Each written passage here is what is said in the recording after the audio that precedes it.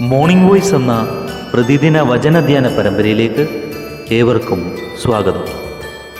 മന്നവ മന്നനെ മനുകുലമാന്യനെ, മന്നവ മന്നനെ മനുകുലമാന്യനെ, നിന്നടി മലരിണ N ശരണം ദേവ, നിന്നടി മലരിണ N ശരണം ദേവ. ഉന്നതയാ നൃപ നന്ദനനേ തവ പൊന്നുവദനമി ഞാനെങ്ങു കാണും ദേവാ. ഇന്ന് നമ്മോട് ധ്യാനചിന്ത പങ്കുവെക്കുന്നത് സുശേഷകൻ ഷൈജു പൂയപ്പള്ളി. പ്രാർത്ഥനയോട് ശ്രവിച്ചാലും. ദൈവനാമത്തിന് മഹത്വമുണ്ടാകട്ടെ. ഞങ്ങളെ ശ്രദ്ധിക്കുന്ന എല്ലാവർക്കും യേശു ക്രിസ്തുവിൻ്റെ നിസ്തുല്യമായ നാമത്തിൽ ഞങ്ങളുടെ പ്രഭാത വന്ദനം.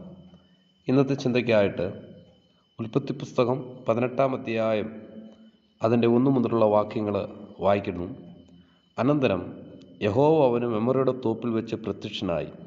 വെയിലുറച്ചപ്പോൾ അവൻ കൂടാരവാതിൽക്കൽ ഇരിക്കുകയായിരുന്നു. അവൻ തലപൊക്കി നോക്കിയപ്പോൾ 3 പുരുഷന്മാർ തൻ്റെ നേരെ നിൽക്കുന്നത് കണ്ടു.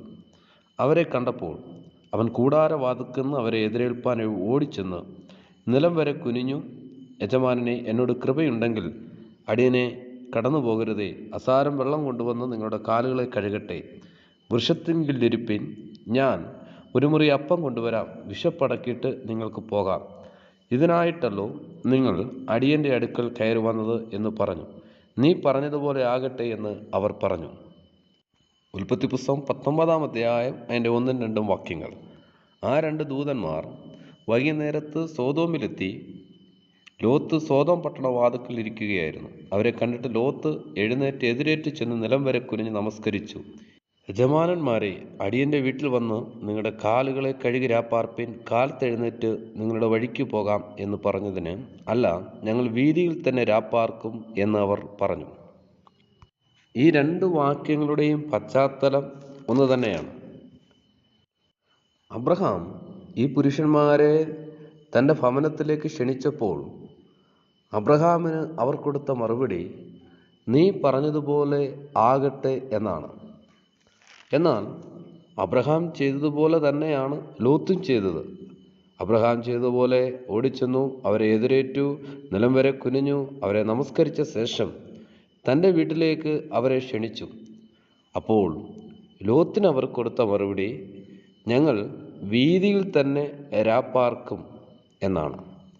2 മറുപടികൾക്കും വലിയ വ്യത്യാസം നമുക്ക് കാണുവാൻ കഴിയുന്നുണ്ട്. അബ്രഹാമുമായുള്ള കൂട്ടായ്മയ്ക്ക് അവർ വളരെ സന്തോഷം പ്രകടിപ്പിക്കുന്നു. എന്നാൽ ലോത്തുമായുള്ള കൂട്ടായ്മയ്ക്ക് അവർക്ക് സന്തോഷമില്ല. എന്തുകൊണ്ടാണ് ദൂതന്മാർ അങ്ങനെ പ്രതികരിക്കാൻ തീർന്നത്? നാം ഉൽപ്പത്തി പുസ്തകം 13-ാം അധ്യായത്തിലേക്ക് വരുമ്പോൾ അതിനെ 12-ാം വാക്യത്തിൽ ഇങ്ങനെ വായിക്കുന്നു. അപ്പോൾ അബ്രഹാം കൂടാരം നീക്കി ഹെബ്രോനിൽ മെമ്മറിയുടെ തോപ്പിൽ വന്ന് പാർത്തു. അവിടെ യഹോവയ്ക്ക് ഒരു യാഗപീഠം പണിതു. ദൈവമായുള്ള അബ്രഹാമിൻ്റെ ബന്ധം അത് മുറിഞ്ഞു പോകാത്ത ബന്ധമായിരുന്നു. ഏതു സമയവും അബ്രഹാമിൻ്റെ ഭവനത്തിൻ്റെ അന്തരീക്ഷം ദൈവസാന്നിധ്യം അനുഭവിക്കുന്ന അന്തരീക്ഷമായിരുന്നു. നാം 13-ാം അധ്യായത്തിൻ്റെ 12-ാം വാക്യത്തിൽ ഇങ്ങനെ വായിക്കുന്നു. അബ്രാം കനാൻ ദേശത്ത് പാർത്തു. ലോത്ത് ആ പ്രദേശത്തിലെ പട്ടണങ്ങളിൽ പാർത്തു. സോതോം വരെ കൂടാരം നീക്കി നീക്കി അടിച്ചു.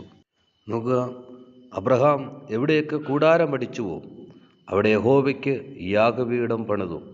എന്നാൽ ലോത്തിനെ സംബന്ധിച്ച് നമുക്കങ്ങനെ വായിക്കുവാൻ പറ്റുന്നില്ല. ദൈവമായുള്ള ബന്ധത്തിൽ നിന്നും അബ്രഹാമുമായുള്ള ബന്ധത്തിൽ നിന്നും അകന്ന് ലോത്ത് ആയിത്തീരുവാനിടയായിത്തീർന്നു. അതിൻ്റെ പരിണത ഫലം എന്തായിരുന്നു എന്ന് നാം പിന്നീടുള്ള അധ്യായങ്ങളിൽ വായിക്കുന്നുണ്ട്. വളരെ വേദനകരവും ദുഃഖകരമായ അനുഭവത്തിലേക്ക് ലോത്തിൻ്റെ കുടുംബം ചെന്നു ചേരുവാൻ ഇടയായിത്തീർന്നു. എന്നാൽ അബ്രഹാമിനെ സംബന്ധിച്ച് ദൈവത്തിന് ഏതു സമയവും കൂട്ടായ്മ അനുഭവിക്കുവാൻ കഴിയുന്ന, ദൈവസാന്നിധ്യം അനുഭവിക്കുവാൻ കഴിയുന്ന ഒരു കൂടാരമായിരുന്നു അബ്രഹാമിൻ്റേത്. സ്പർജൻ ഇങ്ങനെ പറഞ്ഞിട്ടുണ്ട്, ഒരു ദൈവത്തിൻ്റെ ഭവനത്തിലേക്ക് എല്ലാ ദിവസവും വൈകിട്ട് ദൂതന്മാർ കടന്നു വരാറുണ്ടെന്ന്. അങ്ങനെയെങ്കിൽ പ്രിയപ്പെട്ടവരെ, നമ്മുടെ ഭവനത്തിലേക്ക് വരുന്ന ദൂതന്മാർ നമുക്ക് തരുന്ന മറുപടി അബ്രഹാമിന് കൊടുത്ത മറുപടിയാണോ അതോ ലോത്തിന് കൊടുത്ത മറുപടിയാണോ? നമുക്ക് നമ്മെ തന്നെ ഒന്ന് ശോധന ചെയ്യാം.